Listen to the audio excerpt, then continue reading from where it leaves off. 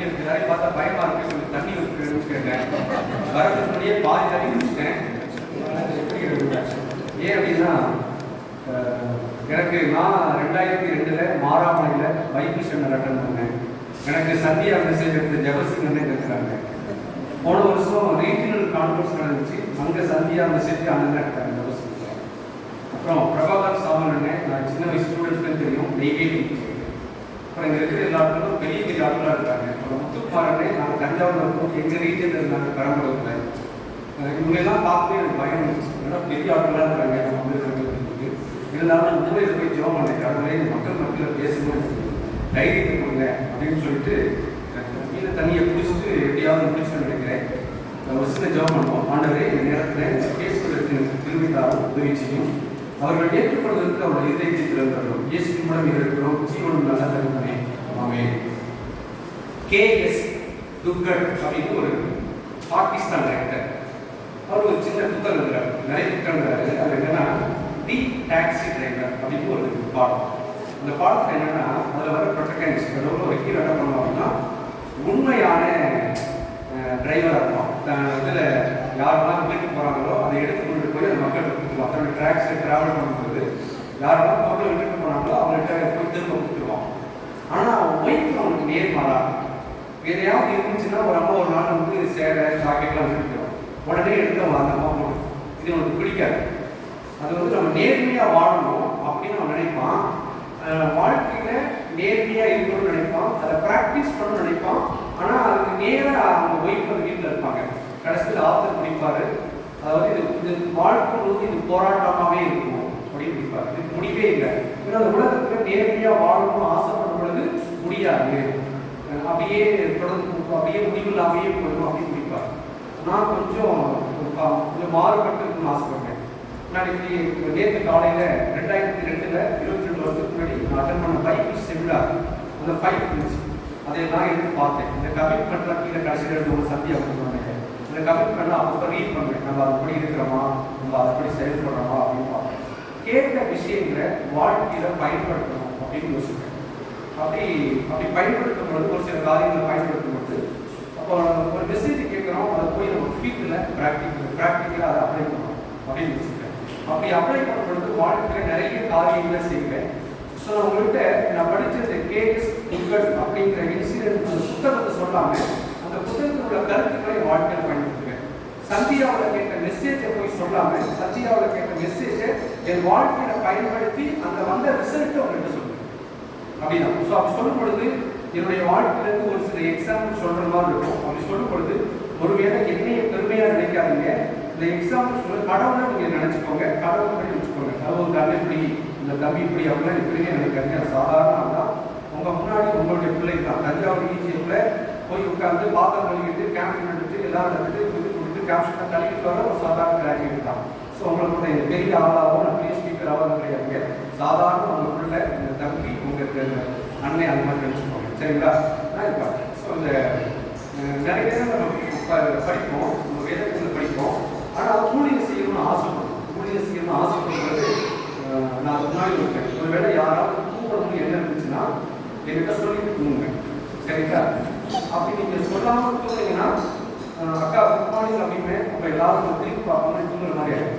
சரிங்களா? எல்லாரும் தெரிஞ்சுப்பாங்க தூங்கு, சரிங்களா? யாராவது சொல்கிறதா இருந்தால் அண்ணே வந்து லைட்டாக சைக்கிள் காமிங்க அப்படின்னே நீ தூங்கிக்கலாம், சரியா? மீறி தூங்கினா அண்ணே குட் மார்னிங் சொல்லுங்க, அப்புறம் சிக்கலாகிடும், சரிங்களா? நான் ஒன்றும் இல்லை, அவங்களே தான் நடப்பாங்க. ஓகே, இப்போ நம்ம வாழ்க்கையில் நிறைய நேரத்தில் என்ன பண்ணோம் அப்படின்னா ஊழியம் செய்யணும் ஆசைப்படுவோம். சில பேரை பார்த்து இன்ஸ்பயர் ஆகும், அதெல்லாம் ஓகே தான். ஆனால் அந்த பைக்கில் படிக்க நான் அன்றைக்கே படிச்சுருக்கேன். ஏன் அப்படின்னா அங்கங்கே முத்தா அப்படியே கடவுள் சொல்லியிருக்காங்க, அப்படியே அழகாக இருக்கும். அப்போ அதுலேருந்து ஒரு சில பகுதிகளை ஊழியம் செய்யறதுக்கு நமக்கு என்ன தகுதி வேணும், ஊழியம் செய்யலாம் அதுக்கு என்ன தகுதி வேணும் அப்படின்னு பார்க்கணும். ஸோ அந்த ஒரு சில நிறைய தகுதிகள் இருக்குது. அதில் நம்மளை திருப்பர் பண்ணுறதுக்கு ஒரு சில எக்ஸாம்பிள்ஸ் உங்கள்கிட்ட சொல்லிட்டு அதுதான் இந்த பயிற்சி. குறிப்பாக தஞ்சாவூர் பகுதியில் பார்த்தீங்கன்னா விவசாயிகள் ஆற்றுல தண்ணி வந்தோடனே ஒரு நிலத்தோட ஒரு காரணம், எங்கள் வீட்டு விவசாயிகள் தான், நானும் விவசாயம் செய்யலாம் தான், அதுக்கப்புறம் வாத்தியாப்பா ஒரு மூலையில் நாற்று நடுவோம். மீத இடத்தை எல்லாத்தையும் என்ன பண்ணுவோம் அப்படின்னா ஃபர்ஸ்ட் பத்தோடைய முதல் தண்ணி பாய்ச்சிட்டு உழுதோட என்ன நடக்கும்னா அது மேல முளைச்சிருக்கிற புல்லெல்லாம் அந்த தண்ணியில அழியும். அது முதல் தடவை. அதுக்குள்ளே 45 நாள் வரும். அடுத்தது 15வது நாள் ஒரு தடவை விழுவோம். அப்போ அந்த அழுகுன புல்லெல்லாம் இன்னும் மண்ணுக்குள்ள போய் மக்கி அப்படியே நடுறதுக்கு ஏற்றுமா இருக்கும். அடுத்தது நாக்கு பறிச்சு வச்சுட்டு இந்த நடக்கிற உழுவோம். அப்படியே அழகா அப்படியே கால் வச்சா உள்ளவும் கை வச்சா உள்ளவும் அப்படியே சேர அவ்வளோ அழகாக வச்சு இந்த நாக்கு கொண்டு போய் நடுவோம். அப்படி நடுப்பொழுது அந்த வேறு அங்கங்க போய் ஒரு 15 நாள் கழிச்சு பார்த்தா அந்த பயிர் அவ்வளோ அழகாக பசுமையா இருக்கும். அப்பதான் என் மனசுலாம் சந்தோஷமா இருக்கும். ஸோ இந்த வேறு போய் உள்ள வேறு விட்டு நடுறதுக்கு இந்த ப்ரிப்பரேட்டிவ் ஒர்க் பார்த்தீங்களா, இந்த நிலத்தை விவசாயம் பண்ணுறது பார்த்தீங்களா, சரி பண்ணுறது பார்த்தீங்களா, பதப்படுத்த பார்த்தீங்களா, பக்குவப்படுத்த பார்த்தீங்களா, அதுக்கப்புறம் தான் பயன்படுத்தணும். ஸோ நிலத்தை பதப்படுத்தணும், பக்குவப்படுத்தணும், அதற்கப்புறம் தான் பயன்படுத்தணும். அதே போல ஊழியர்கள் சில நேரங்களில் நம்ம வாழ்க்கையை பதப்படுத்தணும், பக்குவப்படுத்தணும், அதுக்கப்புறம் ஊழியை செஞ்சு பயன்படுத்தணும். ஸோ இதுதான் நம்மளுடைய முடிவு. ஸோ இது போல எப்படி நம்ம பக்குவப்படுத்துறோம், எப்படி பயன்படுறோம், எப்படி பதப்படுத்தப்பட்டிருக்கிறோம் அப்படிங்கிற ஒரு ரிஃப்ளெக்ஷன் வேதத்திலேருந்து ஒரு சில காரியங்களை உங்களோடு நான் பகிர்ந்து ஆசைப்படுறேன். அதுக்கு நான் ஆதாரம் அனுப்பப்பட்ட விஷயம் 2 பகுதியிலிருந்து ஒரு 2 வசனம் எடுக்கிறேன். 4 வசனத்துல அந்த 1 மணி நேரத்தில் உங்களோட நான் பகிர்ந்து ஆசைப்படுறேன். பார்த்தோம் அப்படின்னா ரோமர் 13வது அதிகாரம் 11லிருந்து 13 வரைக்கும் வாசிக்கலாம். ரோமர் 13 11 12 எழுந்திருக்கத்தக்க வேலையாயிற்று என்று நாம் காலத்தை அறிந்தவர்களாய் இப்படி நடக்க வேண்டும். நாம் விசுவாசிகளான போது ரட்சிப்பு சமீபமாய் இருந்ததை பார்க்கிறோம். இப்பொழுது அது நமக்கு அதிக சமீபமாய் இருக்கிறது. இரவு சென்று போயிற்று, பகல் சமீபமாயிற்று. ஆகையால் அந்த காலத்தின் கிரியைகளை நாம் கண்டுவிட்டு ஒளியின் ஆயுதங்களை தரித்துக் கொள்ள கடவோம். ஒளியின் ஆயுதங்களை தரித்துக் கொள்ள கடவோம். என்னுடைய டைட்டில் நம்ம பைபிள் ஸ்டடி பார்க்கலாம். எல்லாம் ஈக்குவல் கொடுத்து பிபிஎஸ் ஜிபிஎஸ் அதில் கொடுத்த மாதிரி தான் நானும் கேட்குறேன். இதுக்கு டைட்டில் தரித்துக் கொள்ளுங்கள் அப்படி போட்டிருக்கு. அதுக்கு இங்கிலீஷ் வந்து put on the armour of light போட்டிருக்கு. இன்னொரு இடத்துல பார்க்கும் பொழுது clothe yourselves with Jesus Christ அப்படின்னு போட்டிருக்கு. தரித்துக் கொள்ளுங்கள். அதான் டைட்டில். இன்னைக்கு ஆண்டவராகிய இயேசு கிறிஸ்துவை நம்முடைய வாழ்க்கையில தரித்துக் கொள்ளாவிட்டால் நாம் என்ன பண்ண மாட்டோம்னா நம்முடைய நிலம் பதப்படுத்தாத நிலம் மாதிரி நாமளும் பயன்படாத இருக்கும். ஊழியம் செய்யணும்னு ஆசை இருக்கும். நிறைய சர்ச்சுக்கு போவோம், அங்கெல்லாம் போவோம். ஆனா அந்த அவரை நம்முடைய வாழ்க்கையில தரித்துக் கொள்ள வேண்டும். அவருடைய குணாதிசயங்களை வாழ்க்கையில அணிகலன்களாக அணிந்து கொள்ள வேண்டும். அதுக்கு முதல்ல நமக்கு என்ன வேணும்னா கிறிஸ்து மீதான அன்பு, கிறிஸ்துவின் மீதான அர்ப்பணிப்பு, இது நம்முடைய வாழ்க்கையில இருக்கணும். ஸோ இது என்னன்னா இயேசு கிறிஸ்துவோடும் நமக்கும் உள்ள அந்த உறவுல ஏற்படக்கூடிய குணாதிசய மாற்றத்தின் விளைவாக தான் நடக்கும். அப்போ ஆண்டவருக்கும் எனக்கும் உள்ள உறவு சரியாக இருந்துச்சுன்னா என்னுடைய நிலம், என் வாழ்க்கை என்ற நிலம் பதப்படுத்தப்படும். அப்ப என்னன்னா இந்த உறவு சரியா இல்லாட்டா என் வாழ்க்கை சரியா இருக்காது. என் வாழ்க்கை சரியில்லாட்டா ஊழியத்தில் ஈடுபட முடியாது. ஈடுபட்டாலும் தனி இருக்காது, அவ்வளவுதான். ஸோ அப்போ நம்மளுடைய வாழ்க்கையில் எது முக்கியம் அப்படின்னா அவரோடு உள்ள உறவில் ஏற்படும் குணாதிசய மாற்றம் பார்த்தீங்களா, அதுதான் பதப்படுத்தப்பட்ட வாழ்க்கை. ஒரு பதப்படுத்த நிலப்பட்ட போல நம்மளுடைய வாழ்க்கை கொடுக்கும். அப்ப இது என்ன பண்ணுவோம், அவரை தரித்துக் கொண்டால் மட்டுமே, அவரோடு உறவு வைத்திருந்தால் மட்டுமே என்னைக்குமா இத்தகைய குணாதிசய மாற்றம் வாழ்க்கை. அப்போ the main content is the relationship with God. ஆண்டவரோடு நம்ம வச்சிருக்கிற உறவு எப்படி இருக்கு, அன்றாட வாழ்க்கையில தினந்தோறு வாழ்க்கையில நம்ம எப்படி வச்சிருக்கிறோம் அப்படின்னு பார்க்கணும். அப்போ கர்த்தராகிய இயேசு கிறிஸ்துவை நம்மில் தரித்துக் கொள்வது அவசியம். அப்போ இந்த அழகு சொல்றாங்க அப்படின்னா இந்த 11வது பாருங்க, நித்திரையை விட்டு எழுந்திருக்கத்தக்க வேலை எழுந்திருக்கத்தக்க வேலையாயிற்று அப்படின்னு போட்டிருக்கு. எழுந்திருக்கத்தக்க வேலையாகி போட்டிருக்கு. அடுத்தது ரட்சிப்பு சமீபமாயிற்று அப்படின்னு போட்டிருக்கு. 3வது 12வது இரவு சென்றாயிற்று, பகல் சமீபமாயிற்று போட்டிருக்கு. ஒரு 3 பதம் இருக்கு. எழுந்திருக்கத்தக்க வேலை, ரட்சிப்பு சமீபமாயிருக்கிறது, பகல் சமீபமாயிற்று. அப்போ இரவுன்னு போட்டுருக்கீங்களா, அதுக்கு அப்போ பார்க்கும் பொழுது இரவு சென்றாயிற்று அப்படின்னா இந்த இரவு எதை குறிக்குது அப்படின்னா ஈவில, பகல் எதை குறிக்குதுன்னா கிரைஸ்ட். இரவு சென்றாயிற்று, பகல் சமீபமாயிற்று. அப்ப இரவு ஈவிலையும் இந்த பகல் எப்படி இருந்தது கிரைஸ்டையும் கிரைஸ்ட்னா ரிட்டர்ன் ஆயிட்டு கிறிஸ்துடைய வருகையை இந்த இடத்துல குறிக்குது. வேலை, ரட்சிப்பு, பகல் இதெல்லாம் எது குறிக்குன்னா தேவனுடைய வருகையை குறிக்கும். இதோட ஸ்டடி ஆரம்பிச்சு பார்த்தோம்னா அப்படி குறிக்கும். ஸோ மூன்று பதம், எழுந்திருக்கத்தக்க வேலை, ரட்சிப்பு சமீபமாகிறது, பகல் சமீபமாகிறது அப்படின்னு போட்டு இந்த 11 12 வசனங்கள்ல பார்க்கும்போது இரவு அப்படிங்கிறது ஈவிலையும், பகல் அப்படிங்கிறது இயேசு கிறிஸ்துவின் வருகையை குறிக்கிறது சொல்றோம். அப்போ இதனால் இந்த வேலை, ரட்சிப்பு, பகல் இது தேவனுடைய வருகையினுடைய சமீபத்தை நம்ம குறிக்கிறதா இதை பார்க்கிறோம். இதுல என்ன முக்கியமான விஷயம் அப்படின்னா, நித்திரை அப்படின்னா என்ன அப்படின்னா, நித்திரை அல்லது தூக்கம் அப்படின்னா அவருடைய வருகை உணராமல் நம்ம என்ன பண்ணிட்டு இருக்கோமா, அப்படியே மெத்தனமா அப்படியே வாழ்க்கை இருக்கோம். அவருடைய வருகை உணராமல் என்ன பண்ணிட்டு இருக்கோம், இஷ்டப்போட வாழ்ந்துட்டு இருக்கோம். ஃபார் எக்ஸாம்பிள் சின்னதா கொரோனா வந்துருச்சு. கொரோனா வந்து என்ன பண்றோம், எல்லாரும் பரபரப்பா இருக்கிறோம். திரும்ப ஒரு வைரஸ் சீனாவிலன்னா இங்க எல்லாத்தையும் மாஸ்க் போட ஆரம்பிச்சிடலாம். சீனாவில் வைரஸ் இருந்துச்சுன்னா மாஸ்க் போட ஆரம்பிச்சிடலாம். ஸோ ஆனா ஒரு கொரோனா இருக்கிற விழிப்புணர்வு ஆண்டவருடைய வருகை குறித்து நமக்கு ஏன் இருக்குது புரிந்தவர்களுக்கு ஆண்டவர் வருகிறான்னு படிக்கிறோம். ஆண்டவருடைய வருகை குறித்த ஒரு விழிப்புணர்வு இல்லாமல் இருக்கிறதா அந்த தூக்கம், அந்த நித்திரையா இருக்கு. அப்போ ஆண்டவர் இன்னைக்கு வந்தா நான் இருக்கிறார், நான் எப்படி நாம் எப்படி இருக்கோம் அவருக்கு யோசிக்கணும் இல்லையா?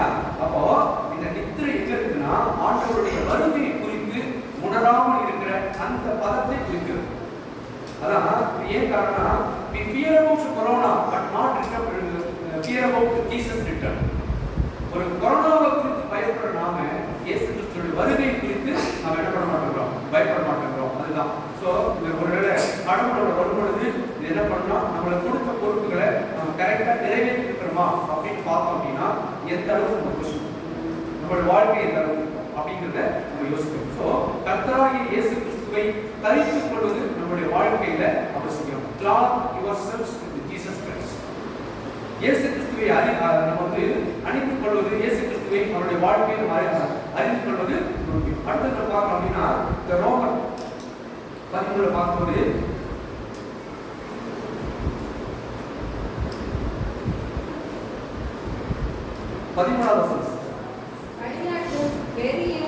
பேசித்தனமும் காமவிகாரமும் வாக்குவாதமும் பொறாமையும் உள்ளவர்களாய் நடவாமல் பகலிலே நடக்கிறவர்கள் போல சீராய் நடக்கப்படுவோம்.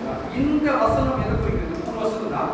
இந்த 13வது வசனம் எதை குறிக்குதுன்னா பேசித்தனம், வாக்குவாதம், பொறாமை. இந்த 3 பதத்தை மட்டும் எடுத்துக்கிறேன். இது எது குறிக்குன்னா இயேசு கிறிஸ்துவை தரித்துக் கொள்ளாதவர்களுடைய அடையாளங்களாக காணப்படும். ஒரு மனுஷனுடைய வாழ்க்கையில இயேசு கிறிஸ்து இல்லை, ஒரு மனுஷனோட குடும்பத்துல இயேசு கிறிஸ்து இல்லை அப்படின்னா அப்போ இதெல்லாம் அதனுடைய அடையாளமா பேசிட்டோம்னா டக்குன்னு பார்க்கணும்னா ஏதோ ப்ராஸ்டியூஷன் அப்படின்னு நினைக்கிறோம். ஸோ அதுல அப்போ பவுல் தரித்துக் கொள்ளாதவருடைய 3 அடையாளங்களை பவுல் குறிப்பிட்டிருக்காங்க. இயேசு கிறிஸ்துவை தரித்துக் கொள்ளாத 3 அடையாளம். பேசித்தனம் என்ன அப்படின்னா பரிசுத்தம் இல்லாமை, பரிசுத்தம் நம்முடைய பர்சனல் பியூரிட்டி, நம்முடைய பர்சனல் பியூரிட்டி.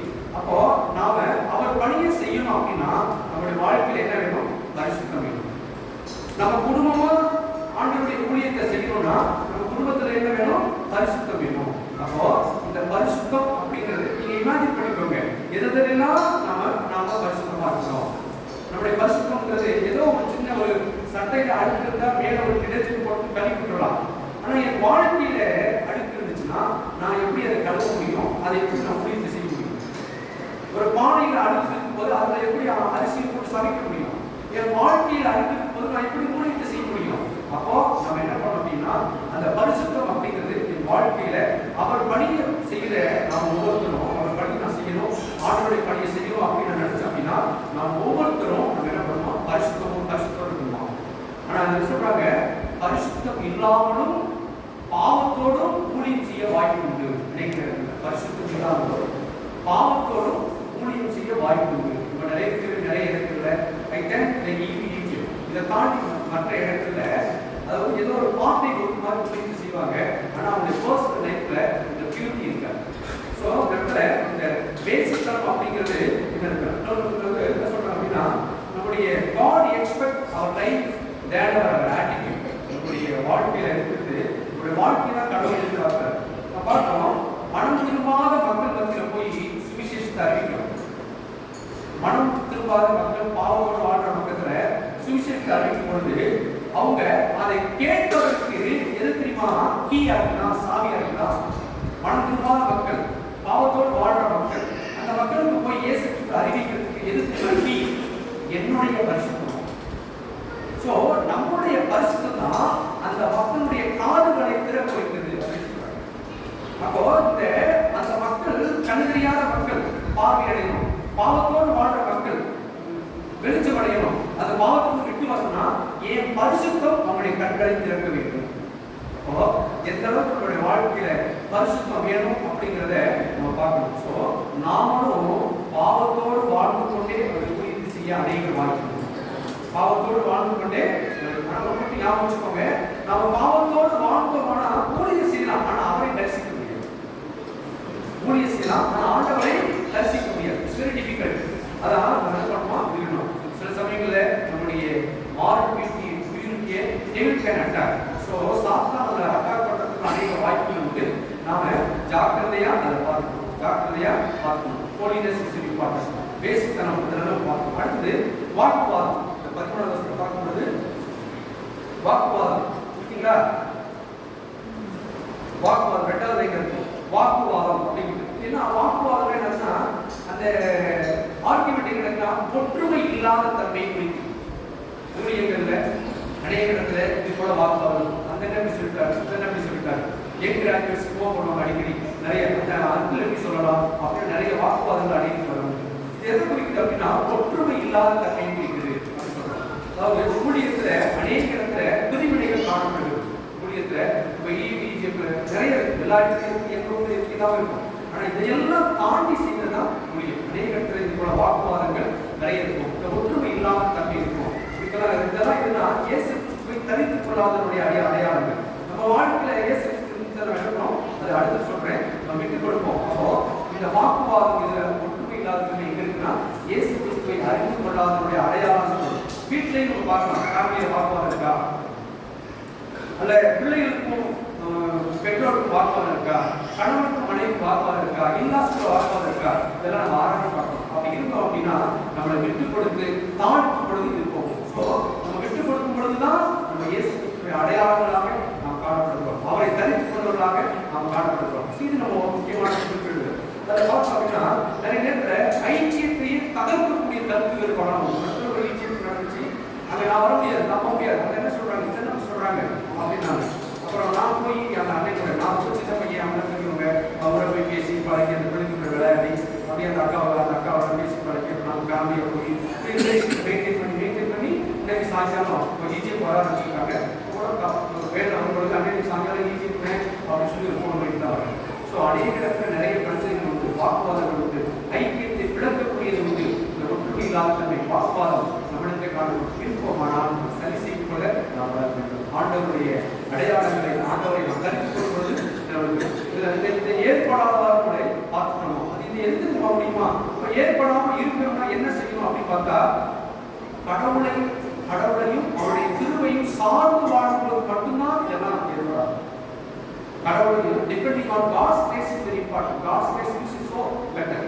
ஸோ ஆண்டவரை சார்ந்து வாழ்வது மட்டும்தான் இது போல வாக்குவாதங்களை நம்மளால விட முடியும். அதுக்கு சொல்றாங்க எங்க இருக்குன்னா close relationship with God, close relationship with God to maintain all the people, good relation with God. ஆண்டவரோடு நமக்கு உறவு சரியா இருந்துச்சு அப்படின்னா மனிதர்களோடு நமக்கு உறவு சரியா இருக்கும். இந்த பைபிளோடு எனக்கு உறவு சரியா இருந்துச்சு அப்படின்னா எனக்கு கூட இருக்கிற வேலை பார்க்குற மக்களோடு எனக்கு உறவு சரியா இருக்கும். நல்லா சொல்றாங்க, a careless reader of the scripture will not make a close walker with God. அதான் சொல்றாங்க, நீ வேதத்தை ஏனோ தானோ வேதத்தை ஏனோ தானோ படிச்சோம்னா ஆண்டவரோடு சேர்ந்து நடக்க முடியாது. வேதத்தோடு நமக்கு உறவு இருந்துச்சுன்னா ஆண்டவரோடு உறவு இருக்கும். ஆண்டவரோடு உறவு இருந்தால் சக ஈஜிப்டோடு உறவு இருக்கும், சக அவிசுவாசத்தோடு உறவு நல்லா இருக்கும். ஸோ நம்ம என்ன பண்ண முடியுமா, சரியான விதத்தை பயன்படுத்த முடியுமா? அப்போ இந்த வாக்குவாதம் இல்லாமல் இருப்பதற்கு கடவுளை சார்ந்து வாழ்தல், கடவுளுடைய வேதத்தோடு பிரியமாயிருத்தல், ஆண்டவரோடு சேர்ந்து நடத்தல், இது முக்கியம். இதுதான் உங்களுக்கு ரொம்ப அழகாக சொல்லி கொடுத்தாங்க. யாரெல்லாம் கண்டுபிடிச்சாங்கன்னு தெரியும் போயிட்டு ஐ பிரைஸ் காட்.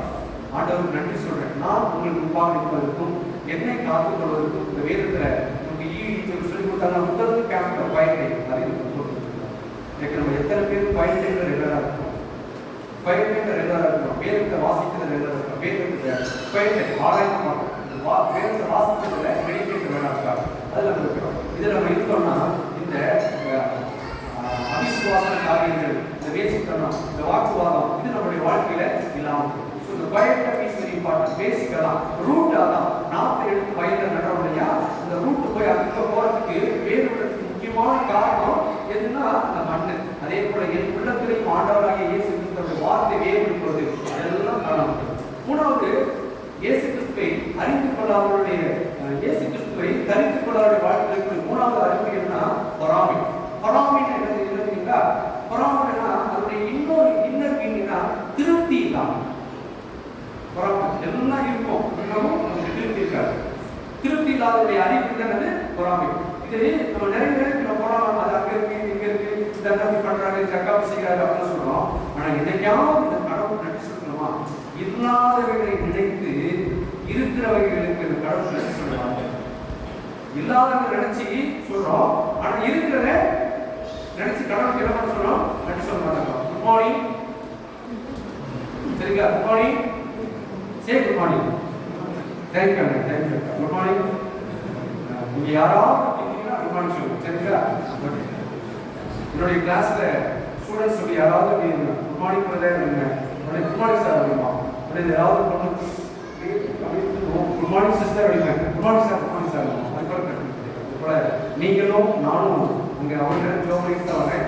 நீங்களும் இதை கேட்க விடாமல் டெய்லி உங்களோட விளையாடலாம். அப்போ நான் குட் மார்னிங் சொல்லுவேன், நீங்கள் பிக்கப் ஆகிடும், சரிங்களா? சரி, அது மாதிரி உங்களோட வாழ்க்கையில் பொறாமை எந்த அளவுக்கு வேணுன்றது அழகாக சொல்ற 3 விஷயங்கள் முன்னாடி பார்க்கணும். ஆண்டவருடைய தரித்து கொள்ளாத அடையாளமாக இந்த வசனத்தில் காணப்படக்கூடிய விஷயம் 3. ஒன்று வேசித்தனம், இன்னொன்று வாக்குவாதம், 3 பொறாமை. இந்த பொறாமையான காரியங்கள் உங்களுடைய ஈஜிப்ட்ல, உங்களுடைய குடும்பங்கள்ல, உங்களுடைய பரிசுத்த வாழ்க்கை, பர்சனல் லைஃப்ல, நான் வேலை பார்க்குற இடங்கள்ல இது போல காரியங்களுக்கு நாம் இடம் கொடுக்கிறோமா அப்படிங்கிறது ஆரம்பிக்கலாம். இந்த காரியம் அடுத்தது இது பார்க்கிறோம், நிறைய நேரங்கள் பார்க்கிறோம். அடுத்தது கொலோசியர் 3:11-14 யாராவது வாசிக்கணும்?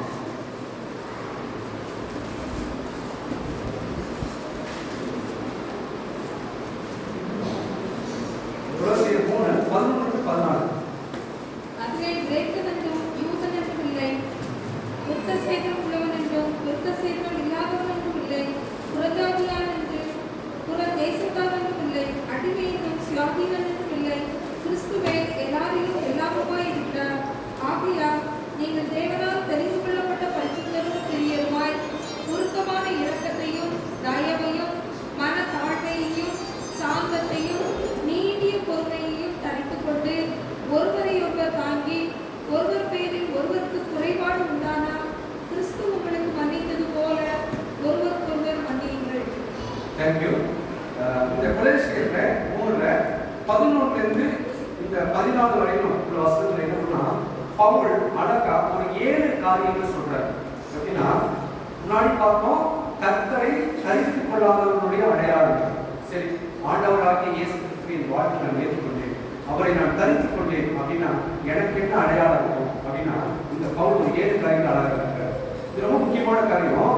அதாவது Paul explains 7 things in this passage. அதை பார்க்கும்போது 14வது வசனம், ஆகையால் கிரேக்கன் என்றும் யூதன் என்றும் இல்லை, விருத்த சேதம் உள்ளவர் என்றும் விருத்த சேதம் இல்லாதவன் என்றும் இல்லை போட்டு பார்த்து இதில் யார் அப்படின்னா as a believers Egypt members, நம்ம ஈஜிப்ட்ல யாராவது புதுசாக வர்றாங்க அல்லது நமக்கு ரொம்ப ஜூனியராக இருக்கிறாங்க அல்லது இருக்கிறாங்க அப்படின்னா அவங்க நமக்கு நிகராக என்ன நடத்துவாங்க. அந்த அந்த மக்களும் புதுசாக மக்களை ஏற்றுக்கொள்வது, நம்ம குளித்தல எல்லாரையும் சமமாக நடத்துறது அப்படின்னு அழகாக ஒரு நம்ம குளித்து நினச்சி ரொம்ப சந்தோஷப்படுவேன். கடவுள் நினச்சி சொல்கிறேன். அப்போ இருந்தால் இவங்க டாக்டர், இவங்க ப்ரொஃபஸர், இவங்க பெரிய இந்தியெல்லாம் கிடையாது. நம்ம குளித்துல மிக அழகானது அன்னை அக்கா, அழகாக சொல்லிட்டாங்க. மிக ரொம்ப சந்தோஷமா இருக்கு. நம்ம குளித்துல மட்டும்தான் அன்னை அக்கா, எவ்வளோ பெரிய இருந்தாலும் அன்னை, எவ்வளோ பெரிய ஆளாலும் அக்கா, இங்கே யாரும் ஈக்குவல். அப்போ என்ன பண்ணுவான் குளித்துல என்ன பண்ணுவோம், குளித்து வரும்போது அனைவரையும் சமமாக நடத்துவாங்க. யூதர் என்றும் கிரேக்கன் என்றும் அவன் என்றும் இவன் என்றும் நம்ம என்ன பண்ணக்கூடாதான், நடத்தக்கூடாதான். என்ன பண்ணுவான், நம்ம எல்லாரும் கிறிஸ்துக்குள்ளாக சமம் அப்படிங்கிறார். பாகுபாடு காரணங்களாக ஒரு சிலர் மட்டுக்கு சாதகமாக நாம் இருக்கக்கூடாது. புனித்தில் இருக்கணும் எல்லாருக்கும். அடுத்தது இரண்டாவது அதை போது ஆகையால் நீங்கள் தேவனால் தெரிந்து கொள்ளப்பட்ட பரிசுத்தம். இரண்டாவது காரியம். முதலாவது சமமாக நடத்துங்கள். இரண்டாவது பரிசுத்தத்தை காத்துக் கொள்ளுங்கள். பரிசுத்தம் அப்படின்னா அதாவது பரிசுத்தங்கிறது நம்மளுடைய குளிக்கிற மிக முக்கியமான காரியம். ஏனோ நான் இன்னைக்குள்ள காரியங்கள் எல்லாம் வீட்டுக்கு போனால் பெரிய டிவி வச்சு அப்படியே ஓடுது. அதை பார்க்கணும், இதை பார்க்கணும், கணக்கு பார்க்கணும், எல்லாம் பார்க்கணும். நாம பார்க்கணும், கேரளத்தில் பார்க்கலாம். அல்லது வேற ஏதாவது நாம ஆண்டுக்குள்ள பயன்படுத்திப்போம். சென்னையில் பேங்கில் இருக்கிறது வர பிள்ளைகள் உட்காந்து பார்த்துருக்கோம். நிறைய காரியங்கள் இருக்கு. சின்ன சின்ன விஷயங்கள் தான் பரிசுத்தம் ரொம்ப முக்கியம். பரிசுத்தங்கிறது நம்மளுடைய இன்னர் லைஃப்ல பரிசுத்தம் இல்லாட்டினா நம்ம என்ன பண்ண முடியாது? இந்த ஊழியத்துல நம்ம ஈடுபட முடியாது. நம்முடைய சிந்தை, நம்முடைய செயல், நம்முடைய பொருளாதாரம் இதையும் பரிசுத்தமாக. ஒரு நாள் காலையில் கிளாஸ் எடுத்துருக்கேன். எம்ஏ கிளாஸ் போகும்போது 25 பாய்ஸ் நம்ம கிறிஸ்டியன்ஸ் கொஞ்சம் நல்லா படிச்சுட்டு போய் நல்லா எடுப்போம். நிறைய எக்ஸாம்ஸ் இருக்கும். அதை ஏதோ ஒரு பொண்ணுக்கு இம்ப்ரெஸ் ஆகிருக்கும், எனக்கு தெரியல. நான் லைப்ரரிக்கு போகிறேன்.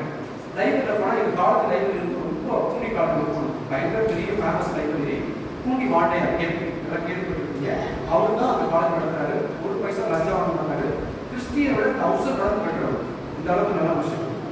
அவர் லைப்ரரிக்கு வந்து நிறைய ஃபாரினர்ஸ் தான் லைப்ரரி இருப்பாங்க. அவர் நிறைய புத்தகம் படிப்பார். நல்லா இங்கிலீஷ் பேசுவார். சூப்பராக இருப்பார். நான் ஒரு நாள் லைப்ரரிக்கு ஒரு புத்தகம் எடுத்தேன். புத்தகத்தை கொண்டு வைக்க போகிறேன். அப்படி புத்தகம் எப்படி படிச்சுட்டே போகிறேன். அவர் பின்னாடி கார் வர ஜாகுவார் கார் வர கார் ரெடி பண்ணி நான் அப்படி போயிட்டுருக்கேன். டிரைவர் ஆர்டின்னு சொல்லிட்டார். நான் படிச்சுக்கிட்டே போகிறேன்ட்டு அவர் பின்னாடி கார் முன்னாடியே வந்துகிட்டே இருக்கு. என்னை ஆர்ட் கிடைக்கிறார். நாங்கள் படிச்சுட்டு போகலாம் அப்படின்னு முதலே பண்ணேன். அவ்வளோ ஓனர். ஆனால் கொஞ்சம் அதுதான் லைப்ரரி போயிடறாங்க. ஐயா கார் வந்து லைப்ரரி போயிட்டேன். லைப்ரரி போய் புத்தகம்லாம் கொண்டு வச்சுட்டு ஒரு சில புத்தகம் எடுத்துட்டு வந்து ஸ்டெப்ஸில் உட்காந்துருக்கேன். எதுக்குன்னா நான் உள்ளே போகும்போது நீட்டாக அதனால ஷூவை வெளியில் கலட்டி போட்டுட்டு போவோம். வாத்தியார் வந்து ஷூ மாட்டிக்கிறதுக்கு ஒரு ஸ்டூல் இருக்கும். அந்த இடத்துல உட்காந்து இந்த ஷூவை கட்டிட்டு வரலாம். அப்போ நான் காலேஜுக்குள்ளே போயிட்டு வரும்பொழுது போய் புத்தகம் எடுத்து வெளியில் வருவேன்.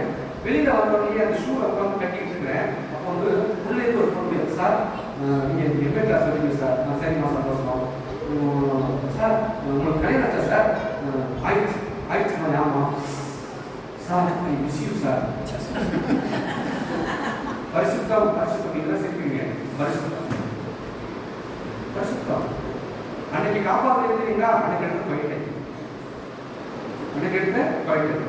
ஒண்ணுமே பண்ணல. அந்த 2 ஷூவை 2 கையில தூக்கிட்டு சாக்ஸோட வந்துட்டே இருக்கேன். அவ்வளோ ஸ்டூடெண்ட்ஸ் 7000 பேர் படிப்பாங்க. 7000 பேர் இந்த வாத்தியார் ஷூ தூக்கிட்டே போயிருக்கேன். பார்த்தேன் எல்லாரும் என்ன ஷூ தூக்கிட்டு வரேன். அந்த பொண்ணு ஐ மிஸ் யூ சார் சொன்னோடனே எனக்கு ஷூ மாட்டல. அந்த இடத்துல எஸ்கேப் ஆகிட்டாங்க. இந்த இடத்துல எஸ்கேப் ஆகிடுறேன். வந்து ஷூ தூக்கிட்டே போறேன். அப்புறம் தமிழ் டிபார்ட்மெண்ட் உட்காந்து ஷூவை கட்டிக்கிட்டு நேராக ஹெச்ஓடி மேடத்துக்கு போனேன். மேடம் இப்போ போனேன். இந்த செகண்ட் டேபிளோட பாக்கியம் அப்படி சொல்லிச்சு மேடம். ஒன்று நான் பார்த்துட்டேன். நீங்கள் உள்ள நான் வாட்டர் இப்போ அப்படின்றாங்க. நான் வந்துட்டேன். அதுக்கப்புறம் மேம் சொன்னேன், இன்னைக்கு எனக்கு என்ன கிளாஸ் வேணாம் மேடம், நான் லாங்குவேஜ் கிளாஸ் பண்ண போகிறேன். அதான் உடனே மாற்றி கொடுத்தேன். அப்புறம் லாங்குவேஜ் கிளாஸ் புரியுதுங்களா? இதுனா அதே யாராவது நம்பர் கேட்டால் அந்த பிள்ளைக்கு நம்பர் வாங்கிட்டு அந்த பிள்ளை எங்கெங்கெல்லாம் அழைச்சி பார்த்துட்டு 1000 வார்த்தையாக காலையில் இருக்கலாம். இன்னைக்கு சொல்லுங்க எப்படா மாட்டு படிச்சுட்டு இருக்கலாம். ஆனால் அந்த இடத்துல நம்மளை காப்பாற்றினது இந்த பயிற்சி. இப்போ தெரியுது அவங்களுக்கு பயிற்சியோட இம்பார்ட்டன்ஸ் சாதாரண விஷயம். ஸோ நம்ம வாழ்க்கை என்னன்னா இந்த பரிசுத்தத்தை காத்துக்கிறத நம்ம ஜாக்கிரதையாக இருக்கணும். இல்லை அப்படின்னா என்ன ஆயிடும்? ஸோ பரிசுத்தம் இஸ் வெரி இம்பார்ட்டன்ட். நம்மளுடைய வாழ்க்கையில் ஹோலினஸ் இஸ் வெரி இம்பார்ட்டன்ட். பரிசுத்தம் இல்லைன்னா கிடைக்காது. இது ஆண்டவராகிய இயேசு கிறிஸ்துவை தரித்துக் கொண்டவருடைய வாழ்க்கையில இருப்பாங்க. இந்த பரிசுத்தம் இல்லைன்னா நம்ம எந்த அளவுக்கு பரிசுத்தமாக இருக்கோம், சிந்தனை எப்படி பரிசுத்தமாக இருக்கணும், செயல் எப்படி பரிசுத்தமாக இருக்கணும், நம்முடைய காரியங்களில் நம்முடைய அன்றாட செயல்பாட்டுகளில் இருக்கிற இடத்துல எப்படி பரிசுத்தமாக இருக்கணும் அப்படிங்கிறத நம்ம ரியலைஸ் பண்ணலாம். அடுத்தது 3வது மனதுருக்கம். உருக்கமான அப்படின்னா மனதுருக்கம். மனதுருக்கத்துடன் மற்றவர்களுக்கு ஈஜிப்ட்ல மற்றவர்களாக இருக்கும். மனதுருக்கத்தோடு கூட என்ன பண்ணுவோம்? பணிவிடை செய்வோம். மனதுருக்கத்தோடு கூட பணிவிடை செய்வோம். மத்திய 9:36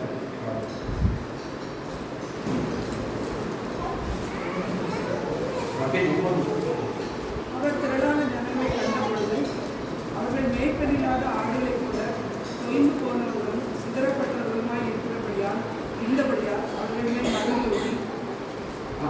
அவருக்கு மேல் மனதுருக்கி. ஆண்டவராகிய இயேசு கிறிஸ்துவே அந்த சித்தரிக்கு அப்பட்ட ஆட்டுகளை போல இருக்கிற பார்த்து என்ன பண்றாரா? மனதிருக்கத்தோடு இருந்தார். நாம நம்மளுடைய உருப்பமான இருதயம் நம்முடைய வாழ்க்கையில் காணப்படுகிறதா அன்றாட வாழ்க்கையில நம்ம எத்தனை பேர் மனதிருக்கத்தோடு இருக்கிறோம்? அதாவது கடவுள் மனதிருக்கத்தோடு இருந்தார். ஊழியத்தின் விளைவாக இந்த மனதிருக்கம் ரொம்ப முக்கியம். அன்றாட வாழ்க்கையில இந்த இரக்கம் பிட்டி இல்லை அப்படின்னா, மெர்சி கருணை இல்லை அப்படின்னா, பேஷன் இல்லை அப்படின்னா ஊழியத்தை செய்ய முடியாது. பேஷன் அதுக்கான மீன் பார்த்தா பிட்டி அப்புறம் மெர்சி போடுறது ரெண்டும் சேர்ந்து தான் பேஷன் போடுறது. அப்போ நம்மளுடைய இந்த பேஷன் ஊழியத்தோட வரணும் அப்படின்னா கருணையும் இரக்கமும் இல்லாத ஊழியத்தை செயல்பட முடியாது. கடின இருதயத்தோடு இருந்து நான் என்ன பண்ண முடியாதான் ஊழியத்தை செயல்பட மாட்டோம். ஒரு நாள் காலேஜ் போறேன், என்னுடைய சீனியர் அவரு அருண்தாஸ் படித்திருக்கிறார். எம்எஸ் காலேஜ் படிக்கிறாரு. நான் பிஏ படிக்கிறேன். படிப்புக்கு போறேன். போனால் ஜுரம் பயங்கர ஜுரத்தில் படுத்துக்கிறார். நானே போய் அண்ணே நல்லா இருக்கு அண்ணே காசு ஜொராடிக்கு காசுறாரு போட்டுருக்கிறாரு. அப்படியாங்க ஏன்னா அதுக்கு மாத்திரை வாங்க அப்பெல்லாம் ஹாஸ்பிட்டல் கிடையாது, மெடிக்கல் ஷாப் போகணும், ரொம்ப தூரம் போகணும். அந்த ஹாஸ்பிட்டலில் இருந்து அவர் வெளியில் போக முடியாது. நான் தேசக்காரர் ஹாஸ்பிட்டல் பார்க்க போகிறேன். நான் பார்த்துட்டு என்ன செய்யுது, நான் ஜூனியர் இப்போ என்ன பண்ணுறது தெரியல. அப்புறம் போய் உள்ள கிச்சனில் போய் வெட்டியை வாங்கி விட்டு அதை கொடுத்துட்டு நான் ஏற இந்த காசு பஸ் மட்டும் காசு என்ன பண்ணுறது தெரியல. அப்புறம் போய் ஒரு பையன் பேசி காசு வாங்கிட்டு ஒரு 5 ரூபாய் எடுத்துட்டு போய் ஜுரம் மாத்திரை வாங்கிட்டு இன்னொரு ஆன்டிபயோட்டிக் அதையும் வாங்கிட்டு அந்த அண்ணன் கொடுத்து மாத்திரை கொடுத்து அப்புறம் போய் கஞ்சி எடுத்து தட்டு தான் எடுத்துருவோம் ஹாஸ்பிட்டல் போய் தட்டு. எனக்கு நான் தேசக்கார ஜுரம் மாத்திரம் ஒரு அண்ணன் உடம்பு சரியில்லை பார்க்கணும் கஞ்சி வாங்கிட்டு அந்த அண்ணன் கொடுத்து அந்த அண்ணன் தூக்கி குறைச்சி விட்டு மாத்திரை கொடுத்து ரிலாக்ஸ் ஆகும். அந்த அண்ணன் அதுக்கப்புறம் எப்போ பார்த்தாலும் கட்டி ஜாஸ்தி இது என்ன நான் மனது அந்த அண்ணன் பார்த்து நான் பாட்டுக்கு வந்தேன் அப்படின்னா நான் எங்கே போகிறது இப்போ அந்த அண்ணன் கர்மம் ஈஜிப்தில் மாற்றம் அருண்தாஸ். இது அன்றாட வாழ்க்கையில் நம்முடைய ஊழியங்களில் நம்ம எத்தனை மாணவர்கள் இப்போ சொல்லுங்க வேறு விதமான தீமையில் வருவாங்க, வேறு விதமான சூழ்நிலைகள் வருவாங்க, வேறு விதமான கஷ்டங்கள் வருவாங்க பிள்ளைகள். அந்த பிள்ளைகளை இந்த கட்டணத்தோடு பார்க்கணுமா? ஆண்டவர் மேய்ப்பன் இல்லாத ஆடுகளை போல மக்கள் இருக்கிறாங்க. அவர்கள் மேல் மனதுருகி அப்படின்னு பார்க்கும்போது இன்னைக்கு நம்மளை சுற்றி உள்ள ஸ்டூடெண்ட்டை, நம்ம வீட்டுக்கு வர ஸ்டூடெண்ட்டை, கேம்புக்கு வர ஸ்டூடெண்ட்டை என்ன கண்ணோட்டத்தோடு நோக்கம்? மனதுருகி. ஸோ அந்த மனதிற்கும் ஆண்டவரை நாம் ஏற்றுக்கொண்டதற்கான அடையாளம். இன்னைக்கு அனைவரும் சொல்ற எடுத்துங்களா பார்க்கணும் சொல்றோம். நிறைய ஊழியத்தின் விளைவாக எதை பெற்றுக் கொள்கிறோம் என்பது ஊழியம் அல்ல. ஊழியத்தின் விளைவாக எதை இழக்கிறோம் என்பதுதான் ஊழியம். எதை இழக்கிறோம் என்பதுதான் ஊழியம். என்ன ஊழியத்துக்கு போறோம் ஆண்டவரின் ஆசீர்வாதம் ஊழியத்துக்கு போறோம் நாம் நல்லா இருக்கிறோம். ஊழியத்துக்கு போன என்ன இழந்த ஊழியத்துக்கு போனாம நம்ம எதை இழக்கிறோம் அப்படிங்கிறதா ஊழியத்தின். ஸோ நாம் இழக்கிறது தான் ஆண்டவருடைய ஊழியத்துல நான் எதை இழக்கிறனோ அதுதான் எனக்கு பிளஸிங், அதான் இன்வெஸ்ட்மெண்ட். அங்கேருந்து பெற்றுக்கொண்ட அது லாபம், அது பேர் பிளஸிங் லாபம். Investment is important. இழக்கிறது தான் ஊழியத்துல இழக்கிறதா இருக்கும். எந்த படித்தேன் இஸ்ரேல் ஒரு தம்பி, நான் நிறைய எக்ஸாம் சொல்றேன், நான் ஃபாலோ பண்ணுவேன். பொறுத்து அவங்க எங்க இருக்காங்க நான் ஃபாலோ பண்ணுவேன். பெரம்பலூர் ஈஜிப்ட்ல இன்வால்வ் பண்ணுறான். திடீர்னு கொஞ்ச நாள் இன்வால்வ் பண்ணேன். இப்போ கெட்டு போயிருக்கிற ஜாஷுவா பாட்டு இருக்காரு. அப்போ என்ன ஜாஷுவா அந்த இஸ்ரேல் இன்வால்வ் பண்ணுறாங்க. நானுங்க 6 மாசமா காணுங்க அப்படின்னு எனக்கு திடீர்னு சாப்பிட்டு இஸ்ரேல் யாருன்னா என் காலேஜுக்கு முதல் சேர்த்து வராங்க பையன். அவங்க ஐயா வந்து அவங்க அப்பா அவங்க பையன் வராங்க. அவங்க அப்பா வெள்ளை பேண்ட்டு வெள்ளை சட்டை கையில் ஒரு புத்தகம் வச்சு வர்றாரு. நான் யாருனாலும் வெளியே கவலை பேசுகிறேன். வெளியே கவலை பேசும்போது ஐயா என்ன சேர்க்க வந்துருக்கீங்க, என்ன சேர்க்கணும், பிஏபி சேர்க்கணும். சரி என்ன கையில் வச்சுருக்கா கெசட்டில் கொடுத்தாங்க. என்ன கெசட்டில் கொடுத்தாங்க? பிள்ளைக்கு வேறு பேர். நான் போய் கெசட்ல கிறிஸ்டியன் பேருக்கு மாற்றி இஸ்ரேல் பேர் மாற்றிருக்கேன். அந்த புத்தகம் அது தூக்கி வராங்க. எப்படி பாஸ்டர் ஏன பாஸ்டர் கெசட்ல போய் தான் பிள்ளைய கிறிஸ்டியன் மாற்றிட்டு அதுக்கப்புறம் காலேஜ் சேர்க்க வராங்க. எங்க சேர்த்துக்கணும்னா பேர் அப்படியே போயிடுவாங்க. இன்னைக்கு இந்தியாவில் 3% கிறிஸ்டியன்ஸ் இன்னும் வேற ஏறவே இல்லை. நம்மளுடைய சர்டிஃபிகேட் இப்போ கடவுள் புரியுதா? அந்த பாஸ்ட் வரும்போது நான் எப்படி அதை அழைச்சி போய் சேர்க்கிறேன். அப்புறம் அந்த பையனை வந்து சின்ன சேலத்தில் இருக்கிற ஜேம்ஸ் தேவாசீர்வாதம் தெரியும் உங்களுக்கு.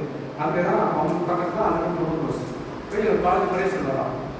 அவனை கல்யாணம் போச்சு, காலேஜ் முடிச்சுட்டு போய் ஊருக்கு போகிறான். திருச்சியில் ஐசியூ நிர்மாணம் பண்ணுற ஒரு பொண்ணு கல்யாணம் பண்ணுறாங்க.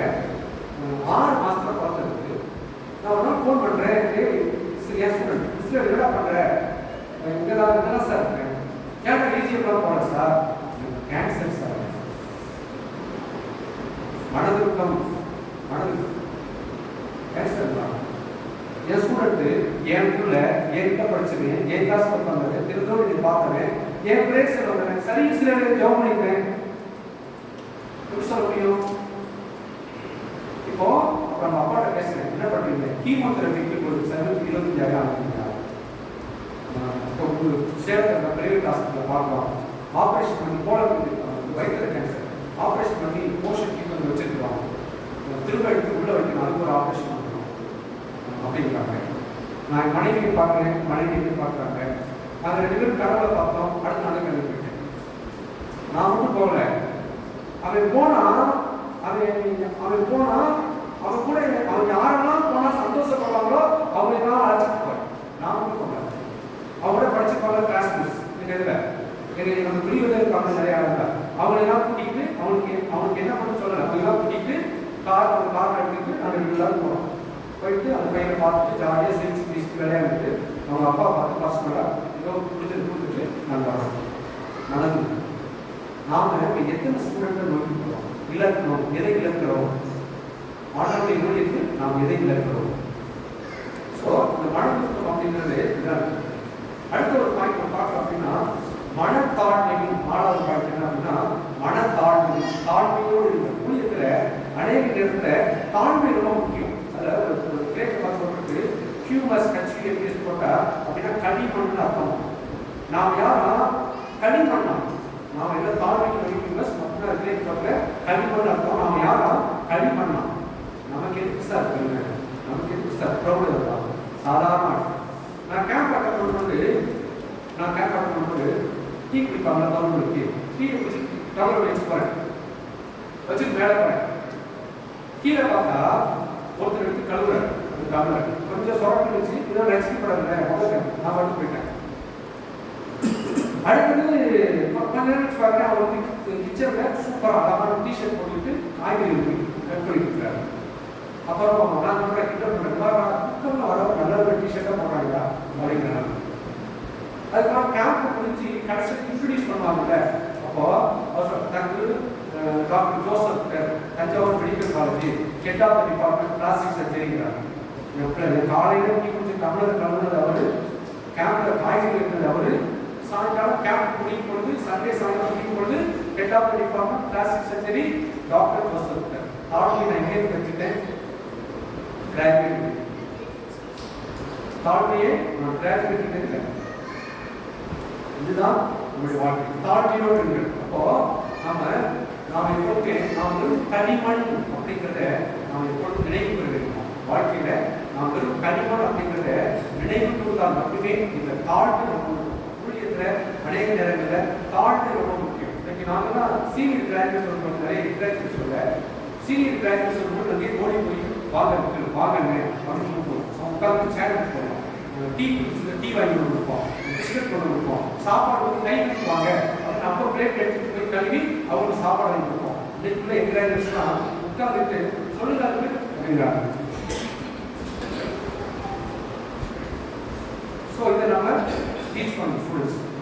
சொல்லுங்க பிள்ளைங்க சொல்லுங்க டீச் பண்ணி.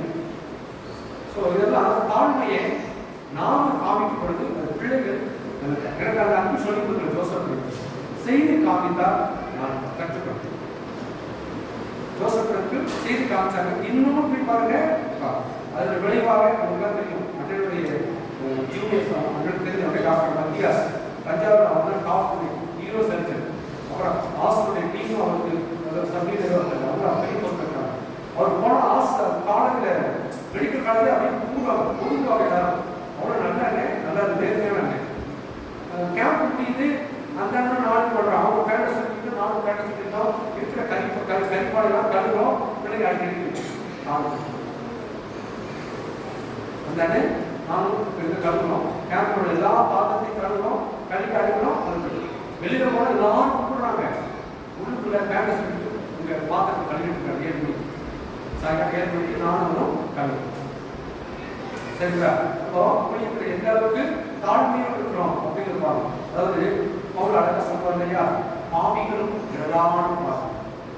நான் யாரும் சாதாரண ஆளுக்கேன், குறிப்பிட்ட இப்போ அடிக்க போகிறதே உங்களுக்கு பயமா இருக்கு. சாதாரண சாதாரண ஆளுங்க கிறிஸ்தவ பாவிகள் தான் சாதாரண ஆளுக்கு சொல்லுவாங்க. பயமா படிக்க போனால் பயமா. பாவிகளின் பிரதான பாருங்க. நான் சொல்றது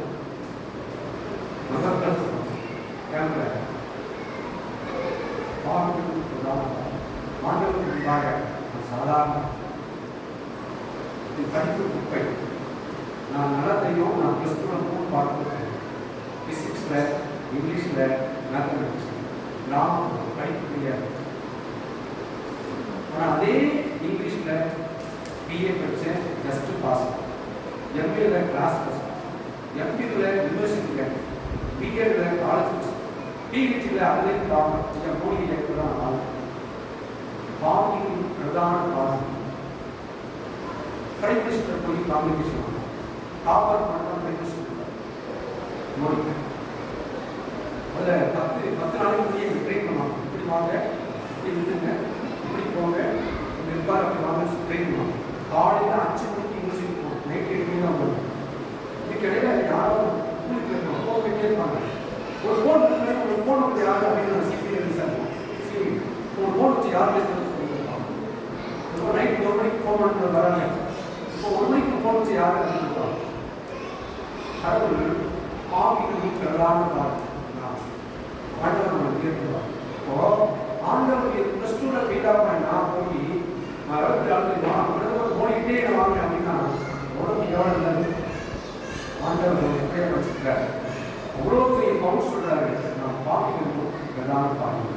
அப்போ அந்த வாழ்க்கையில் எந்த அளவுக்கு தாழ்மை, ஒரு ஊழியம் வளர்வதற்கு இந்த தாழ்மை தான், இந்த பொருள் குணாதிசயங்கள் தான் நம்மளை தூக்கி ஒரு பயிர் நிலத்தில் வேர் கொண்டுவதற்கு இது எந்த அளவுக்கு பதப்படுத்துவோமோ, நிலத்தை பக்குவப்படுத்துவோமோ, இது போல குணாதிசயங்களை கொண்டு என் வாழ்க்கையை நான் பதப்படுத்துவேன், என் வாழ்க்கையை பக்குவப்படுத்துகிறேன். அப்பதான் ஊழியம் என்கிற பயிர் என் வாழ்க்கையை வளர முடியும். நான் பயன்படுத்தலாம், நான் பயன்படுத்தினார்.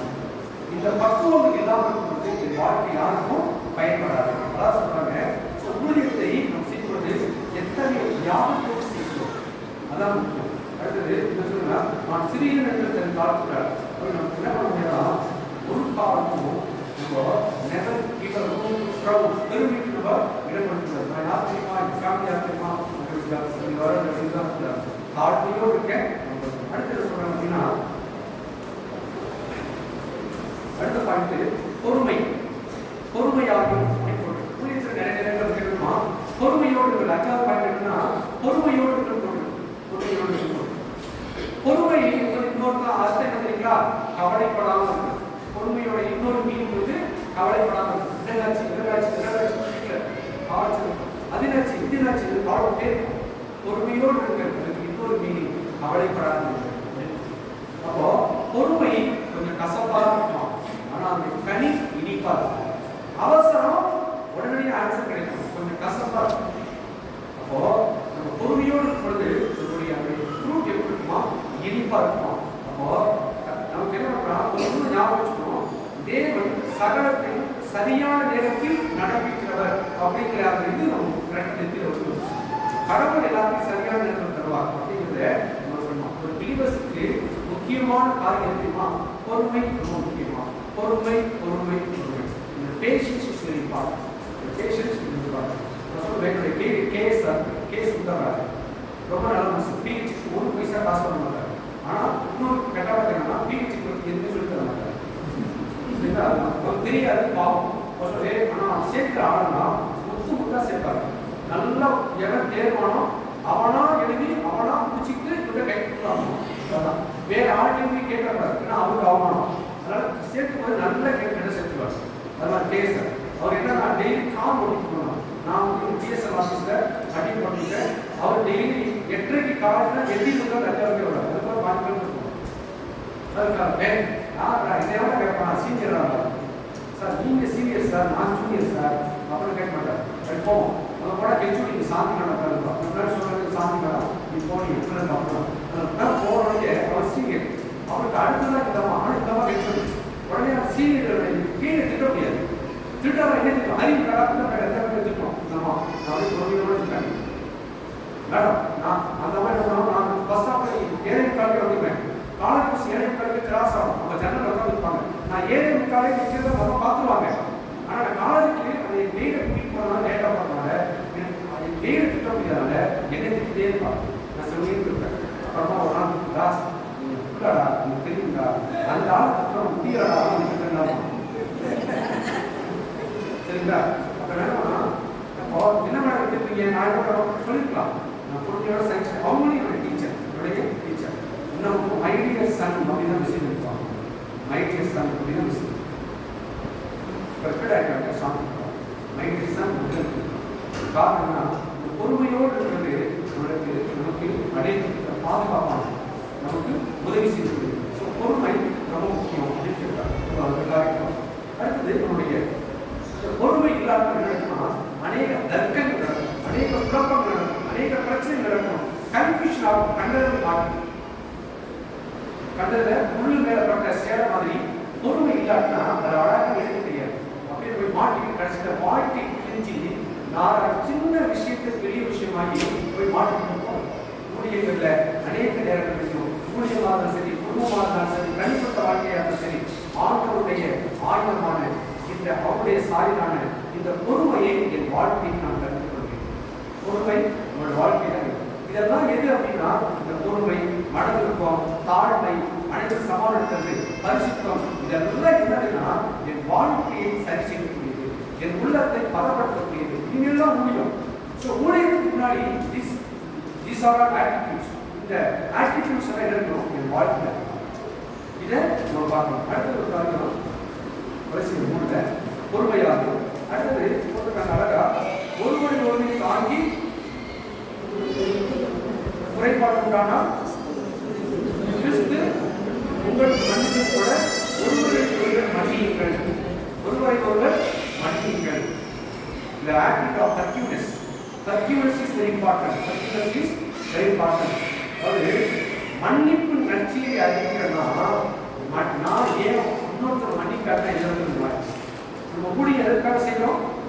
ஆண்டவர் அற்புதம் செய்கிறது சொல்லல, ஆண்டவர் மன்னிக்கிறவர்னு சொல்றதுக்காக பாவங்களெல்லாம் மன்னிக்கிறவர் அப்படின்னு சொல்றோம். ஸோ மன்னிப்பு நற்செய்தி அறிவிக்கிறேன்னா என் வாழ்க்கையில நான் இன்னொருத்தர் மன்னிக்கிறேன் அப்படின்னா அது எதிர்க்கிற ஞானம். அப்போ நாம் எப்படி இருக்கோம்? மன்னிக்கிறவர்களாக காணப்பட வேண்டும். நம்ம என்ன இருக்கணும்? யாருக்கு சார் மன்னிக்கணும்? கணவன் மனைவி மன்னிக்கணும், கணவன் மனைவி பிள்ளைகளை மன்னிக்கணும், ஒரு பாஸ்டர் விசுவாசி மன்னிக்கணும், விசுவாசி பாஸ்டர் மன்னிக்கணும், வேலை செய்யறதுல கோபுரத்தை மன்னிக்கணும். அப்போ இந்த மன்னிப்பு நம்முடைய வாழ்க்கை இருக்கு அப்படின்னா நான் யார் கிடையாது? ஆண்டவர் பிள்ளை கிடையாது. அதுக்கு ஒரு எக்ஸாம்பிள் சொல்றேன். என் கூட நான் முதல்ல நான் சொல்லிக்கிறேன், அப்புறம் யார் சொல்றேன்? நான் உருவாக்கின ஒரு ஸ்டூடெண்ட், நான் சொல்றேன், நானும் சொல்லக்கூடாது, இருந்தாலும் சொல்றேன், நான் உருவாக்கின ஒரு ஸ்டூடெண்ட் பேர் சொல்றதுக்காக நான் உருவாக்குறேன். நல்லா படிக்கலாம், எக்ஸாம்ல இருக்கலாம், ஒரு கவர்மெண்ட் ஆஃபீஸர் ஆகிட்டான். எங்களுக்கு நாங்கள் ஸ்டூடெண்டாக இருக்கும்போது எங்களுக்கு சோறு போட்டு வராங்க. அவருக்கு சம்பளம் 1000 ரூபாய். அந்த 1000 ரூபாய் சம்பளத்தில் எங்களை கூப்பிட்டு உட்கார வச்சு சோறு போடுவார். அவர் பேர் சரவணன், கிருஷ்ணகிரி ஈஜிப்டில் இருக்கார். அதனால அவர் பேர் நான் சொல்றேன், சந்தோஷமா சொல்றேன். கிருஷ்ணகிரி ஈஜிப்டில் இருக்கிறாரு சரவணன். அதனால அவருக்கு 1000 ரூபாய் சம்பளம் வீட்டுக்கு ஒர்க் பண்ணுவாங்க 1000 ரூபாய். அதில் ஃப்ரீ டியூஷன் இருக்காங்க. அப்புறம் எந்த வீட்டில் வந்து அவங்க வீட்டில் ஞாயிற்று சனி ஞாயிற்று போயிட்டு ஆகுது. அந்த ஆசிரியர் குளிக்க போவோம். அப்போ அவங்க வீட்டுக்கு தங்குவோம். போய் சிக்கன் எடுத்து எல்லாருக்கும் சாப்பாடு. தஞ்சாவூரில் ஈஜிப்டில் பாசிட்டிவ் பிள்ளைங்க நடக்கும். பாசிட்டிவ் பிள்ளைங்க முடிச்சு கிராஃபிக் எல்லாம் போயிடுவாங்க. போனோடனே இந்த ஸ்டூடெண்ட்ஸ் அவரோட கிராமத்துலேருந்து வரவங்க 4 மணிக்கு அப்புறம் பிள்ளைங்களாம் வந்தாமல். அப்போ அவர் போய் எல்லாருக்கும் ஆளுக்கு 2 பரோட்டா பார்சல் வாங்கி வந்து எல்லாரையும் சாப்பிட சொல்லி அனுப்புவார். சரவணன் 2 பரோட்டா அவருக்கு போட்டதெல்லாம் தஞ்சாவூரில் பாசிட்டிவ் பிள்ளை குடிச்சோடனே சாப்பாடு பண்ணணும். இன்னைக்கு பிரியாணி கொடுக்குறோம். அது காரணம் வச்சுட்டு சரவணன். அந்த அப்பேற்பட்ட சரவணன் ஒரு லேண்ட் வாங்க ஆசைப்படுறேன். ஆசைப்படும் போது அதில் ஒரு தம்பி அவருக்கு ஒரு 1 lakh தெரியாமல் இருக்கான்.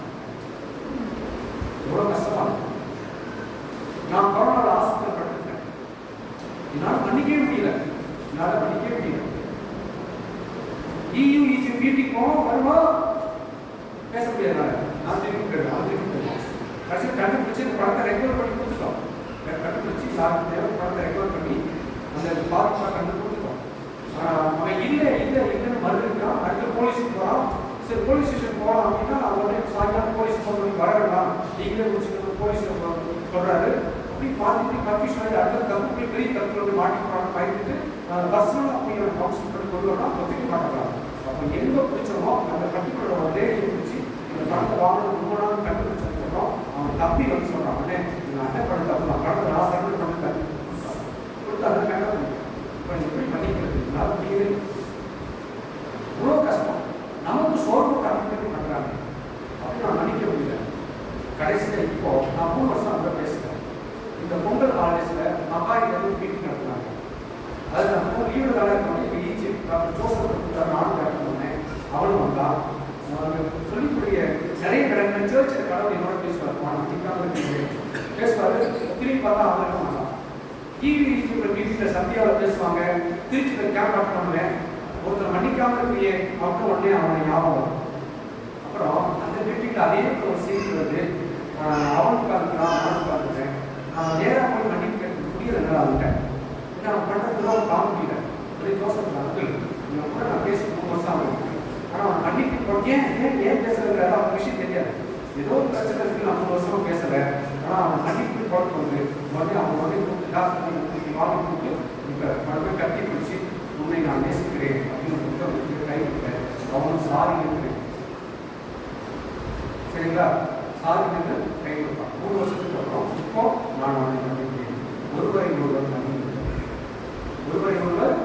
நம்பிக்கை கூடியதில் இந்த மன்னிப்பின் அவசியம் ரொம்ப முக்கியம். மன்னிப்பு நற்செய்தியை அறிவிக்கலாம். பிறரை நான் மன்னிக்கிறேன், மன்னிப்பு ரொம்ப முக்கியம். இந்த மன்னிப்பு இல்லை அப்படின்னா யார் தவறனைத்தாலும் மன்னிக்கணும், யார் தவறனைத்தாலும் மன்னிக்கணும். இயேசு கிறிஸ்துவின் பிள்ளை நான் ஈவியில் உருவாக்கப்பட்டேன் அப்படின்னா மன்னிப்பு அப்படிங்கிறது என்னுடைய பாடம்.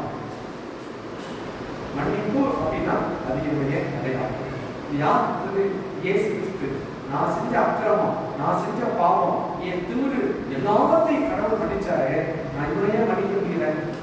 நான் போய் தான் பண்ணேன், மன்னிச்சு நான் போய் வழியை கட்டிட்டேன். சாரி தம்பி மன்னிச்சுக்கோ, ஜஸ்ட் அதுக்கு ஒரு கிஸ் கை கொடுத்தேன். அவனும் சாரி நான் திருப்தியாக இருக்கிறேன். உங்கள்கிட்ட சாட்சியாக ஷேர் பண்ணிட்டேன். ஸோ இந்த மன்னிப்பு நற்செய்தியை நாம் அறிவிக்க நாம் மன்னிக்க கட்டாயம். அடுத்தது என்ன சொல்கிறோம் அப்படின்னா பொறாமை, அடுத்து மன்னிப்பு, அடுத்து என்னன்னா போட்டிருக்காங்க 14 வருஷம்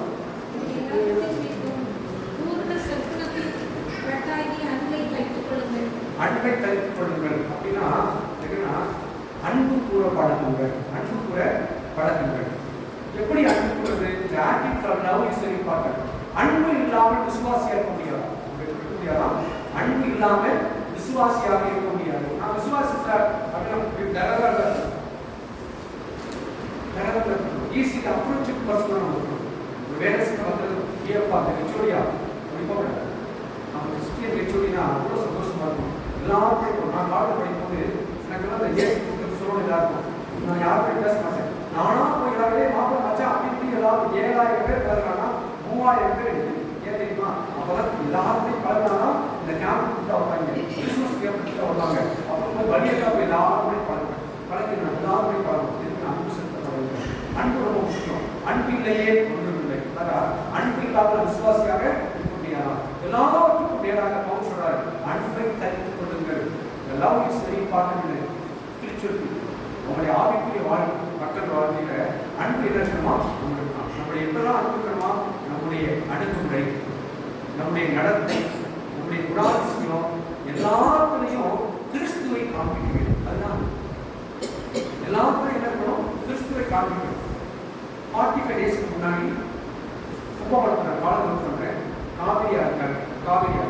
காவிரியாரோட இந்த கரையில் கும்பகோணம் கவர்மெண்ட் ஹாஸ்பிட்டல் சொல்லுவாங்க.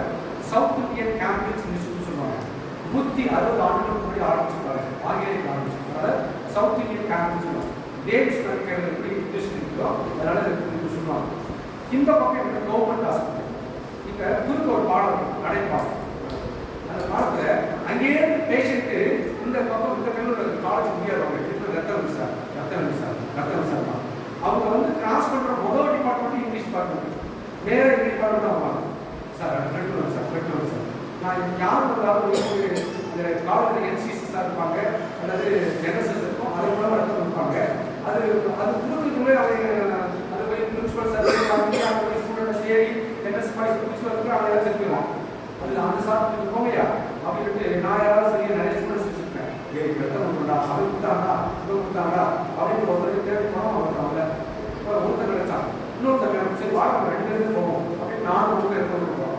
அப்படி நடந்து ஆஃபீஸ் போய் வேலையை போய் ரத்தம் கொடுத்துட்டு ஒரு கொடுத்தல் எனக்கு ரத்தம் கொடுக்குறது ரத்தம் யார் கொடுக்கணும் ஒரு பார்த்து ஒரு ஏசி சொல்லிட்டு ஜோப் பண்ணிட்டு வரணும் ஜோப் கோபடா சொல்லிட்டாங்க அப்படின்ட்டு அவன் அனுப்பிடுவேன். அவனை குடித்து மேல் போனால் அந்த ஐயா ஒரு பையன் இருக்கிறான். கல்யாணம் பண்ணி அவன் பையன் 3 பிள்ளைக்கு அப்புறம் யாரும் இல்லாததுக்கு போயிட்டான்.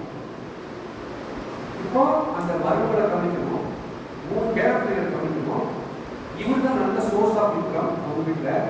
இவர் இப்போ கோலன் கேன்சர் இப்போ விசாரிக்கணும். கோலன் கேன்சர் அந்த கேன்சர் வந்து அவங்களுக்கு தெரியும். ஏதோ வியாதி பயிற்சி சார் அப்படிங்கிறாங்க. சரி இவ்வளவு இருக்காரு அவனுக்கு இருக்கு. அன்னைக்கு சாயங்காலம் அவன் டிஸ்சார்ஜ் பண்ணி தஞ்சாவூர் மெடிக்கல் காலேஜ் அட்மிஷன் போட்டு 45 டேஸாக அவங்க பார்த்துட்டு இருக்கோம். அவங்கள பார்த்துருக்குறோம். காலையில் பார்க்குறோம், மதியானம் பார்க்குறோம், சாயங்காலம் டெய்லி சாயங்காலம் காலேஜ் வந்து அவங்க போய் பார்த்துட்டு இருக்கோம். இன்னும் 2 பேர் தங்கி இருக்கிறாங்க. இப்போ அந்த ஸ்டூடெண்ட்ஸையும் பார்க்குறோம். இப்போ அவங்களுக்காக ஜோபிட்டே இருந்தேன். போன வாரம் போய் அவங்களுக்கு ஒரு 1/2 மணி நேரம் ஃபுல்லாக உட்காந்து ஏசி அந்த தெளிவாக சொல்லிட்டு மட்டும் இருக்கேன். கீழே போயிட்டு ஒரு பேர் அமர்நாத். சரிங்களா? இப்போது நான் அன்புக்குள்ள பழகிறது நான் போயிட்டு பார்த்துட்டு அப்படியே கேன்சரா பரவாயில்லைங்க ஜோபிக்கிறாங்க ரத்தம் கொடுத்துக்கிறோம் வராங்க அப்படின்னா இந்த அன்பு முழுக்க தரேங்க. அடுத்த ஸ்டெப் என்ன பண்ணணும்? நம்மளால முடிஞ்சது என்ன பண்ணலாம்? அவங்களை அங்கேயிருந்து டிரான்ஸ்பர் போய் ஷிஃப்ட் பண்ணி தஞ்சாவூர் மெடிக்கல் அட்மிஷன் போட்டு அவங்களை டெய்லி காலையில் சாயங்காலம் வாரத்தில் ஒரு நாள் அந்த அம்மா எங்கள் வீட்டில் வந்து துவைச்சி குளிச்சுட்டு துணியை காய வச்சுட்டு போவாங்க. அந்த சமயத்தில் போய் நான் கையாளு சண்டே. அப்புறம் நான் இல்லாத பட்சத்துக்கு வேறு யாராவது சொல்லுவாங்க. 3 நேரம் சாப்பாடு போயிட்டு இப்போ எதையாவது குடும்பத்தில் நாங்கள் என்ன பண்ணுவோம்? யாராவது வந்து சாப்பாடு 45 டேஸ் ஆச்சு. இன்னைக்கு காலையில் டிஸ்சார்ஜ் பண்ணிட்டாங்க. இன்னைக்கு அவங்க கீமோ ஸ்டார்ட் பண்ணுறாங்க. அதனால் வீட்டிலே கொஞ்சம் பண்ணுங்க அப்படிங்கிறாங்க. நாளைக்கு நான் வீட்டுக்கு போகிற வரைக்கும் அவங்க தஞ்சாவூர் ஹாஸ்பிட்டலில் வராங்காவது பார்த்துருப்பாங்க. வீட்டுக்கு கூட்டி பார்த்து ஆகுது. இன்னைக்கு சாயங்காலம் போகணும்னா இன்னைக்கு சாயங்காலம் சென்ட்ரல் கலெக்ஷன் யாருக்கு தான் பிஸி. இப்போ நாளைக்கு காலை கூட்டிகிட்டு போயின்னா அவங்க என்ன பண்ணணும்? போகிறதுக்கு காலை கூட்டிட்டு அவங்க வராங்காவது பார்த்துருப்பாங்க. சாப்பாடு காசு இல்லை, அடுத்த ஆள் ஏற்பாடு பண்ணி போய் காசு கொடுத்து போவோம். அப்புறம் நாளைக்கு சிங்கிங் ப்ராக்டிஸ் கேம்ப் அவங்க வந்து போகிறான். போகுது அவங்க காசு கொடுத்து போவோம். ஒன்றும் பண்ண வேண்டியது. அன்பு முறைப்பாடுங்கள். நான் இயேசு கிறிஸ்துக்கு அறிவித்து இயேசு கிறிஸ்துக்கு என்கிட்ட அன்பா இருக்கா, நான் அன்பா இருக்கேன் அப்படின்னு ஜோமான வந்து பார்த்தாரு. Deeds not by words. Deeds is very important.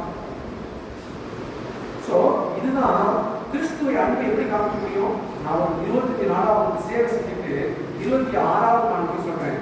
இயேசு கிறிஸ்து அன்பானவர், இயேசு கிறிஸ்து சுகமாக்குவார், இயேசு கிறிஸ்து உங்களுக்கு விடுதலை ஆக்குவார் அப்படின்னு இயேசு கிறிஸ்து சொல்லும் பொழுது அவர்கள் நம்புகிறார்கள். இயேசு கிறிஸ்து அறிவிக்கும் பொழுது ஏற்றுக்கொள்கிறார்கள். முதலாவது அவங்களுக்கு போக வேண்டியது டீட்ஸ். டீட்ஸ் போகணும்னா நமக்கு இருக்க வேண்டியது லவ், அன்பு. இப்போ இந்த அன்பு தான் என்ன பண்ணலாம்? கிறிஸ்துவை அறிவிப்பதற்கு ஆயத்தப்பட்டுள்ளது.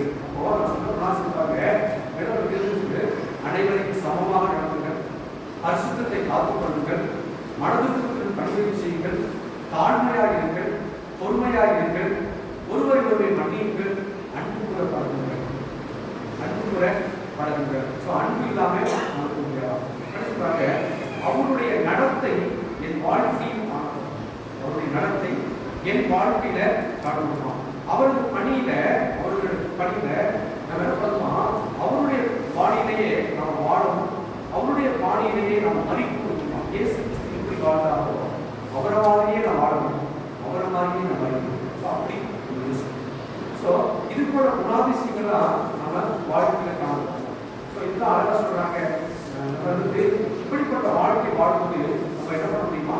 இயேசு கிறிஸ்துவின் ஊழியத்தை செய்யறவர்களாக நாம் மாறணும். இப்படிப்பட்ட குணாதிசயங்களுடைய வாழ்க்கை காணப்படும் பொழுது இதுக்கு எப்படி இருக்கான்? என் உள்ளம் பக்குவப்படுது, பதப்படுத்தப்படுகிறது, கடைசியாக ஊழியத்துக்கு பயன்படுது. இந்த குணாதிசயங்கள் என் அன்றாட வாழ்க்கையில இருக்குதா அப்படின்னு பார்க்கணும். ஸோ இதுதான் இந்த குணாதிசயத்தோட நாம வெளியில் போகலாம். அங்கே நாங்களே இருக்கிறோம் பரிசுத்த பிதாவே, உங்களுடைய வேதத்தில் நாங்கள் பார்த்து சாமி ஆண்டவரே, நாங்கள் அன்பு கூற பழக எங்களுக்கு உதவி செய்யுங்க. பரிசுத்தத்தை காத்துக்கொள்ள எங்களுக்கு உதவி செய்யுங்க. எங்களுக்கு உதவி செய்யுங்க. தாழ்மையாக எங்களுக்கு உதவி